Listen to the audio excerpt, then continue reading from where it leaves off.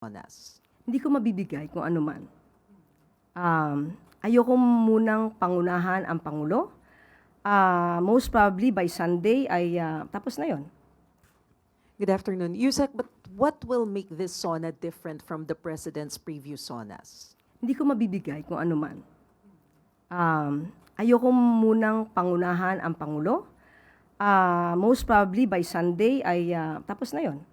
Pero hindi ko pa rin maibibigay sa inyo ang pinakanilalaman ng kanyang speech. But should we expect earth-shaking announcements during the SONA of the President? Lagi naman pong ganun. So, antayan nilang po natin kung anong sasabihin ng Pangulo dahil nakita naman din po natin, definitely hindi mawawala ang mga naging accomplishments ng administrasyon. Pero kung ano pa ang kanyang sasabihin, hintayin po natin sa Lunes. Last na lang po. Although tinatapos pa po ni Presidente yung kanyang SONA, pero what's the target yung when it comes dun sa length ng SONA, yung Sa Sunday, most probably sa Sunday po namin malalaman. Pero wala pang naibibigay sa aking idea kung gaano kahaba.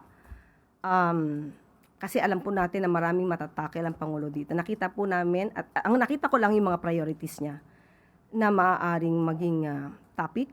Pero yung kabuuan ay ako po, personal, ay hindi ko pa siya nakikita.